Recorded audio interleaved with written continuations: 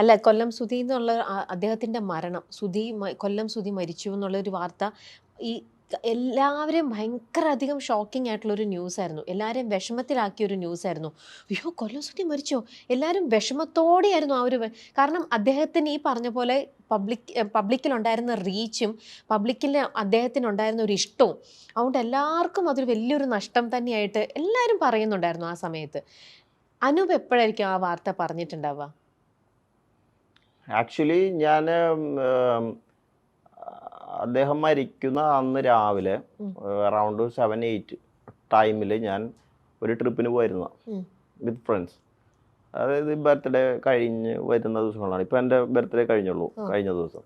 അപ്പം അത് കഴിഞ്ഞ് ഞങ്ങൾക്ക് സമയമുള്ളപ്പോൾ ആ ഒരു നെക്സ്റ്റ് വീക്കിൽ ഒരു ട്രിപ്പ് പ്ലാൻ ചെയ്ത് അതിനു വേണ്ടി എല്ലാ പ്രിപ്പറേഷനൊക്കെ കഴിഞ്ഞ് കിടന്നുറങ്ങി ആ സമയത്ത് അലാം വെച്ച് എഴുന്നേക്കാൻ വേണ്ടി ഇരുന്നതായിരുന്നു. ഒരു 6 മണി സമയം. അപ്പോൾ അതിനു മുമ്പാണ് എനിക്ക് അവിചാരിതമായിട്ട് പല നമ്പേഴ്സിൽ നിന്ന് ഇങ്ങനെ കോൾ വന്നുകൊണ്ടിരിക്കുക. മോർണിംഗ് അല്ല, രാത്രി മുതൽ വരുന്നുണ്ട്. അപ്പോൾ ബേസിക്കലി ഞാൻ ഇങ്ങനെ അറിയാത്ത നമ്പർ രാത്രി ഒന്നും എടുക്കാറില്ല. മെജോറിറ്റി കേസിൽ സ്റ്റാർ മാജിക്കുന്ന സമയത്ത് അറിയാത്ത നമ്പർ ഒന്നും എടുക്കാറില്ല. അത്രയും ഇതുള്ളവർ എനിക്ക് വാട്സപ്പിൽ മെസ്സേജ് ചെയ്യുമോ എന്തെങ്കിലും ഉണ്ടായോ, കാരണം അത്രയും കോൾസ് വരാറുണ്ടായിരുന്നു. ചില സമയത്ത് നമ്പർ ലീക്കായിട്ടും വരാറുണ്ട്. അപ്പോൾ ചിലപ്പോൾ ഓഫീസിലൊക്കെ കണക്ട് ചെയ്ത് വരുന്നത്, ചിലപ്പോൾ UAE എന്നൊക്കെ വിളിക്കുന്ന ആൾക്കാരാണ്. പക്ഷെ ഞാൻ എടുക്കാറില്ല. അത്രയും വേണ്ട ആൾക്കാരൊക്കെ മെസ്സേജ് അയക്കും. അപ്പോൾ ഇതുപോലെ 2-3 കോൾസ് ഇങ്ങനെ വന്ന് കിടന്നു, ഞാൻ എടുത്തില്ല. അപ്പോൾ എൻ്റെ ഒരു ക്ലോസ് ഫ്രണ്ട് എന്നെ വിളിക്കുന്നു, അവൻ്റെ കോൾ വരുന്നു, അവനെ റിപ്പീറ്റ്ലി വിളിച്ചോണ്ടിരിക്കുക. അപ്പോഴാണ് ഞാൻ കാണുന്നത്. അപ്പോൾ ഉറക്കത്തിൽ ഞാൻ എടുക്കുമ്പോൾ പറയുന്നു, എടാ ഒരു ആക്സിഡൻ്റ് ഉണ്ടായിട്ടുണ്ട്, കൊല്ലം സുധി കുറച്ച് ക്രിട്ടിക്കലാണ്, അപ്പോൾ കൂടെ ബിനു അടിമാലി ഉണ്ട്, അങ്ങനെയാണ്, ഹോസ്പിറ്റലിലാണ്, ഇങ്ങനെ ഒന്ന് നീ സംസാരിക്കണം, കുറേ പേര് നിന്നെ ട്രൈ ചെയ്യുന്നുണ്ട് ഹോസ്പിറ്റലിൽ നിന്ന് പറഞ്ഞു. അപ്പോൾ ഓക്കെ. അതിൻ്റെ തലേദിവസത്തെ കാര്യം എന്താണെന്ന് വെച്ച് കഴിഞ്ഞാൽ അതിൻ്റെ ഒരു 3 days മുമ്പ് ഞങ്ങൾക്ക് ഷൂട്ട് ഉണ്ടായിരുന്നു. ഷൂട്ട് കഴിഞ്ഞ് ഇന്നൊരു ഇവൻറ്റ് നമ്മുടെ കോഴിക്കോട് ഹാപ്പൻ ചെയ്യുന്നുണ്ട്. അപ്പോൾ സാറിൻ്റെ അടുത്ത് പറഞ്ഞു സ്റ്റാർ മൈക്കിൽ ആരെങ്കിലുമൊക്കെ ഒന്ന് കണക്ട് ചെയ്ത് വിടണം എന്ന് പറഞ്ഞു. ഒരുപാട് പേര് അതിനകത്ത് നമ്മൾ സംസാരിച്ചു. പലരും വരുന്നുണ്ടായിരുന്നില്ല. ചിലവർക്ക് ഡേറ്റ് പ്രശ്നം, ചിലവർക്ക് യാത്ര ചെയ്യാൻ പ്രശ്നം, അങ്ങനെയൊക്കെ പറഞ്ഞ് പലരും മാറി. അവസാനമാണ് സുധിച്ചേട്ടൻ അതിനകത്ത് അലൈനാവുന്നത്. ബിനു അടിമാലി ഉണ്ടെന്ന് പറഞ്ഞപ്പോൾ സുധിയും കയറി. അങ്ങനെ വന്ന് അപ്പം എന്നെ പോകുമ്പോൾ എന്നെ വിളിച്ചു, അനുവേട്ടാ ഞാൻ പോവാണേ, പോയി ഷോ ഒക്കെ അറ്റൻഡ് ചെയ്ത് വരാം. ഞാൻ അപ്പോഴേ പറഞ്ഞു, പഴയ ജഗദീഷൊന്നും പോയി കാണിക്കരുത്, ഇവിടെ മര്യാദയ്ക്ക് പോയി സംഭവമൊക്കെ ചെയ്യണം. അപ്പോൾ അതിന് ശേഷം എല്ലാവരും പറഞ്ഞു എൻ്റെ അടുത്ത്, സുധി ഭയങ്കരമായിട്ടൊന്ന് പെർഫോം ചെയ്തൊരു സ്റ്റേജ് ആയിരുന്നു അത്. ഭയങ്കര കയ്യടിയായിരുന്നു. പുള്ളി സിംഗിളായിട്ടൊന്ന് പെർഫോം ചെയ്ത് ഒരുപാട് അവിടെ കയ്യടി വാങ്ങി എന്നൊക്കെ പറഞ്ഞു. അപ്പോൾ അതെല്ലാം ഇത് കഴിഞ്ഞിട്ടാണ് ഞാൻ അറിയുന്നത്. അപ്പോൾ ഞാൻ പറഞ്ഞു ഓക്കെ. അപ്പോൾ അവിടെ പോകുന്നു. രാത്രി എനിക്ക് ഇപ്പോഴും ആ മെസ്സേജ് ഇപ്പോൾ കിടപ്പുണ്ട് എനിക്ക്. അവിടെ എല്ലാവരും കൂടെ നിന്ന് ഫോട്ടോ എടുത്തിട്ട് എനിക്ക് അയക്കുന്നത്, അവിടെ നിന്ന് യാത്ര ചെയ്യുന്നതിന് മുമ്പ്. അപ്പോൾ അടിമാലിയും ബാക്കിയെല്ലാം കുറച്ച് ആർട്ടിസ്റ്റൊക്കെ ആയിട്ട് എനിക്ക് ഫോട്ടോ ഇട്ടിട്ടുണ്ട്. ആ ഫോട്ടോ ഞാൻ കണ്ട് രാത്രി അതിൻ്റെ എന്തോ പറഞ്ഞു വെച്ചു. അതിനുശേഷമാണ് ഞാൻ ഈ ഇൻസിഡൻറ്റിനെ പറ്റി അറിയുന്നത്. അപ്പം ഞാൻ ആദ്യം കേട്ടപ്പോൾ കുഴപ്പമില്ല, ഉറക്കത്തിൽ നിന്ന് എണീറ്റ് വരികയാണ്. അപ്പോൾ കുഴപ്പമൊന്നും ഉണ്ടാവില്ല, ഓക്കെ ആയിരിക്കും. അപ്പം നമ്മളങ്ങനെ ആശ്വസിക്കാനാണ് ശ്രമിക്കുന്നത്. അപ്പം നമ്മൾ അങ്ങനെ അത്രയും ക്രിട്ടിക്കൽ ചിന്തിക്കുന്നില്ല. അപ്പോൾ അവിടെ നിന്ന് തന്നെ വിളിക്കുന്നു, ഹോസ്പിറ്റലിലാണ്, വെന്റിലേറ്ററിലേക്ക് കയറ്റി, എന്തൊക്കെയോ പ്രശ്നങ്ങളുണ്ട്, പുറത്ത് ഞാൻ കണ്ടു സംസാരിച്ചു എന്ന് പറഞ്ഞു. അപ്പോൾ എനിക്ക് കുറച്ച് ആശ്വാസമായി. കണ്ട് സംസാരിച്ച ആളല്ലേ, പിന്നെ അങ്ങനെ കുഴപ്പമൊന്നും ഉണ്ടാവില്ല. അതിന് 10 മിനിറ്റ് കഴിഞ്ഞപ്പോഴും ചേട്ടൻ പോയി എന്നൊക്കെ പറഞ്ഞു. ഞാൻ പെട്ടെന്ന് എനിക്ക് എന്താണെന്നൊന്നും മനസ്സിലായില്ല. പകുതി ഉറക്കത്തിൻ്റെ മൂടും എല്ലാം കൊണ്ടും ഒരു മരവിപ്പായിരുന്നു. ശരി, കുറേ നേരം ഒരു മരവിപ്പായിരുന്നു. അപ്പം ഞാനതിങ്ങനെ ഇരുന്ന് ആലോചിച്ചു, എന്ത് ചെയ്യാം, ഒന്നും പിടികിട്ടുന്നില്ല. അപ്പം ഞാൻ പെട്ടെന്ന് ആരെങ്കിലും വിളിക്കണമല്ലോ എന്നൊക്കെ വിചാരിച്ചു.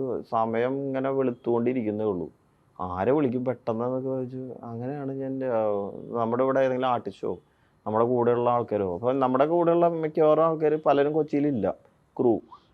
അപ്പോൾ ഓഫീസിൽ വിളിക്കാമെന്ന് വെച്ച് കഴിഞ്ഞാൽ സാറിനെ എങ്ങനെ വിളിക്കുന്ന, ഈ വെളുപ്പകാലത്ത് എങ്ങനെ വിളിക്കുന്നൊക്കെ പറഞ്ഞ് അവസാനം ഞാൻ ബിനീഷിനെ വിളിക്കണം. ബിനീഷ് ബാസ്റ്റിൻ ഫോർട്ട് കൊച്ചിയിലുണ്ടായിരുന്നു. ഇവിടെ ഏറ്റവും ക്ലോസ്ലി അടുത്ത് ആക്സസിബിൾ ബിനീഷ്. അപ്പോൾ ഞാൻ ബിനീഷിൻ്റെ അടുത്ത് പറഞ്ഞു, ബിനീഷ് ഇങ്ങനെ സംഭവം ഉണ്ട്, നമുക്കൊന്ന് അവിടം വരെ പോയാലോ എന്ന് പറഞ്ഞു. അപ്പോൾ തന്നെ ഞാൻ ബിനീഷ് വരാമെന്ന് പറഞ്ഞു. അപ്പോൾ തന്നെ ഓഫീസിൽ വിളിക്കുന്നു, 2-3 പേരൊക്കെ ഇട്ട് സംസാരിക്കുന്നു. അപ്പോൾ അവിടുത്തെ ഡ്രൈവേഴ്സൊക്കെ ഉണ്ടായിരുന്നു, ഫ്ലവേഴ്സിൻ്റെ ഡ്രൈവർ ഉണ്ടായിരുന്നു. അപ്പോൾ അവരുടെ കൂടെയുള്ള അറ്റാച്ച് ചെയ്തിട്ടുള്ള വേറെ ഡ്രൈവേഴ്സ് പിന്നാലെ വന്നു, അവരൊക്കെ എൻ്റെ അടുത്ത് സംസാരിക്കുന്നുണ്ട്.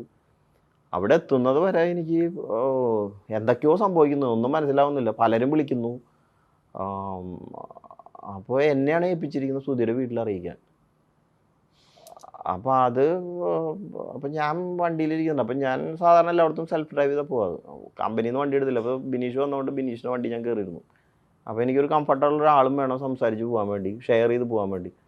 അപ്പോൾ ഞാനിങ്ങനെ ഇരിക്കുകയാണ്. അപ്പോൾ എൻ്റെ അടുത്ത് ഹോസ്പിറ്റലിൽ നിന്ന് പറഞ്ഞു, പോയി ഇനൊന്നും ചെയ്യാനില്ല, ചേട്ടൻ ഔദ്യോഗികമായിട്ടും അവരെ അറിയിക്കണം എന്ന് പറഞ്ഞു. അപ്പോൾ ഇത് എങ്ങനെ അറിയിക്കും എന്നുള്ളതാണ് കാര്യം. സുധി ചേട്ടൻ എപ്പോഴും ഷൂട്ടിൻ്റെ ഇടയ്ക്ക് തന്നെ കട്ട് ചെയ്ത് കഴിഞ്ഞാൽ അപ്പോൾ പോയി നേരെ വിളിക്കും, ഭാര്യ വിളിച്ചിട്ടുണ്ട്, മകൻ വിളിച്ചിട്ടുണ്ട് എന്നൊക്കെ പറയുന്ന ആളാണ്. അപ്പോൾ രാവിലെ 6 മണിക്ക് വിളിച്ച് ഞാൻ എങ്ങനെ പറയുന്നത്? അപ്പോൾ എനിക്കൊരു പിടിയും കിട്ടുന്നില്ല. ഞാൻ കൈയൊക്കെ കുറച്ച് വിറച്ച് കുറച്ച് നേരമൊക്കെ ഇരുന്ന്. അപ്പോൾ ഞാൻ കൊടുങ്ങല്ലൂർ പോയിക്കൊണ്ടിരിക്കുക. കൊടുങ്ങല്ലൂരായിരുന്നു, ഹോസ്പിറ്റലിലാണ് സുധിയുള്ള ആ സമയത്ത്. ഞാൻ പോകുന്ന സമയത്ത് കോൾ ചെയ്യുന്നു. അപ്പോൾ ആദ്യം രേണു തന്നെ എടുക്കുന്നതെന്ന് തോന്നുന്നു, രേണു തന്നെ എടുത്ത്. അപ്പോൾ രേണു എടുത്തതിന് ശേഷം ഞാൻ പറഞ്ഞു, സുധിക്കൊരു ആക്സിഡൻറ്റ് പറ്റിയിട്ടുണ്ട്, കുഴപ്പമുണ്ടല്ലോ, ഞാൻ ഹോസ്പിറ്റലിൽ വരെ പോവാണ്, ബാക്കി കാര്യങ്ങൾ അറിയിക്കാം, കുറച്ച് ക്രിട്ടിക്കലാണ് എന്നൊക്കെ പറഞ്ഞു വെച്ചു. അപ്പോൾ അതിനുശേഷം പെട്ടെന്ന് അവർ പേടിച്ചു.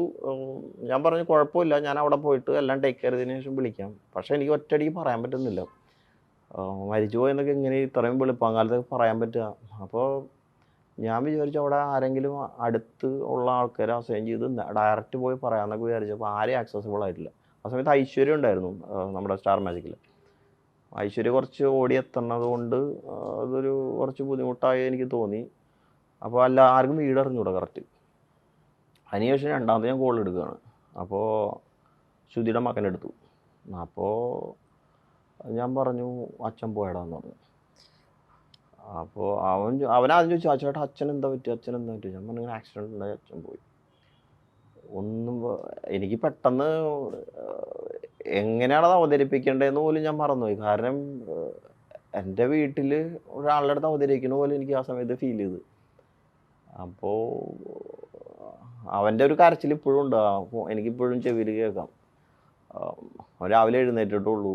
കാരണം അവന് ഭയങ്കര അറ്റാച്ച്ഡ് ആയിരുന്നു അച്ഛനായിട്ട്. എനിക്ക് ആരൊക്കെയോ എൻ്റെ ഫോൺ വിളിച്ച് സംസാരിക്കുന്നുണ്ട്, തൊട്ടടുത്തുള്ള ആൾക്കാർ ആരൊക്കെയോ കുറേ നേരം, ഒരു 5 മിനിറ്റ് നേരത്തേക്ക് എന്തൊക്കെയോ നടന്ന് എനിക്ക് ഇപ്പോഴും ഓർത്തെടുക്കാൻ പറ്റുന്നില്ല.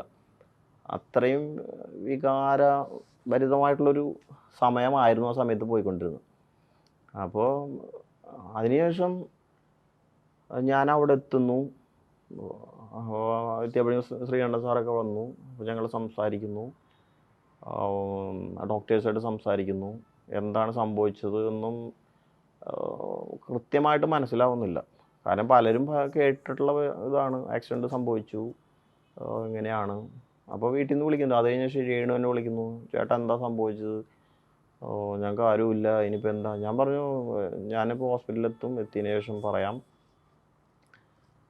എന്നൊക്കെ പറഞ്ഞു. എനിക്ക് ആക്ച്വലി അവരെ ഹാൻഡിൽ ചെയ്യാൻ വളരെ പാടായിരുന്നു. അപ്പോഴേക്കും ഞാൻ ഐശ്വര്യനെ അവരെ വീട്ടിലേക്ക് എത്തിക്കുന്നു, അവരെ ടേക്ക് കെയർ ചെയ്യാൻ പറയുന്നു. നെക്സ്റ്റ് എന്താന്ന് ഒരു കാര്യങ്ങളും നമ്മൾ ഏറ്റെടുത്തിട്ടില്ല, എന്താ ചെയ്യേണ്ടതെന്ന് പോലും അറിയത്തില്ല. അപ്പോൾ കിച്ചുവാണ് എന്നെ ഇങ്ങനെ വിളിച്ചുകൊണ്ടിരിക്കുന്നത്. കിച്ചുവിനെ എനിക്ക് ആശ്വസിപ്പിക്കാൻ പറ്റുന്നില്ല. കിച്ചു അത്രയ്ക്കും അച്ഛനായിട്ട് അറ്റാച്ച്ഡ് ആയിരുന്നു. കാര്യം ഷൂട്ടിനൊക്കെ വരുമ്പോൾ മിക്ക സമയത്തും കിച്ചു ഉണ്ടാവും. ഫ്ലോറിലേക്ക് വന്നില്ലെങ്കിൽ പോലും ട്രാവൽ ചെയ്യുന്നതും ഈ അവസാന നാളുകളിലൊക്കെ സൂചിച്ചാടിൻ്റെ കൂടെ ഡ്രൈവ് ചെയ്ത് വന്നിരുന്ന കിച്ചുവായിരുന്നു. അപ്പോൾ അവനിങ്ങനെ സംസാരിക്കേണ്ട, ഇനി ഞാൻ എന്ത് ചെയ്യും ചേട്ടാന്ന് ചോദിച്ചിട്ട് നമുക്ക് ആ സമയത്ത് റിപ്ലൈ ഇല്ല പലതിനും. നമ്മൾ തന്നെ ഒരു പ്രോഗ്രാമിന് വിട്ടിട്ട്, കമ്പനി പ്രോഗ്രാം തന്നെയാണല്ലോ, അപ്പോൾ നമ്മളതിൻ്റെ റെസ്പോൺസിബിളാണ്, അവരെ ടേക്ക് കെയർ ചെയ്യേണ്ട ജോലി നമ്മുടെയാണ്. അതിലൂടെ പോകുമ്പോഴാണ് നമുക്ക് മനസ്സിലാവത്തുള്ളൂ എത്ര ഡീപ്പാണത്. എനിക്കത് ഇപ്പോഴും മനസ്സിൽ കിടക്കുന്ന ഒരു ഇൻസിഡൻ്റ്. അതുകൊണ്ടാണ് എനിക്ക് ഒരുപാട് ഓർത്തെടുക്കാതെ തന്നെ പറയാൻ പറ്റുന്നു. പിന്നെ ഞങ്ങൾ അവിടെ കയറി കാണുന്നു, അപ്പോഴേക്കും കുറച്ച് ആൾക്കാരൊക്കെ വന്നു. ഓ, എല്ലാം അതിൻ്റെതായ പെട്ടെന്ന് കാര്യങ്ങളൊക്കെ നടക്കുന്നുണ്ടായിരുന്നു. ഒരുപാട് പേര് വരുന്നു, കാണുന്നു. ഓ, ഞാൻ നേരെ അതിനുശേഷം എന്നെ ഡോക്ടർ പറയുന്നു കാണണമെന്ന് വിചാരിച്ചു. അപ്പോൾ ഞാൻ കാണണമെന്ന് പറഞ്ഞു. കണ്ട് അപ്പോൾ മോർച്ചറിയിലായിരുന്നു. കയറുന്നു. അനൂപ് ചെന്നപ്പോൾ ആ, മോർച്ചറിയിലായിരുന്നു. മോർച്ചറിയിലായിരുന്നു. അപ്പോൾ അങ്ങോട്ട് മാറ്റിയിരുന്നു.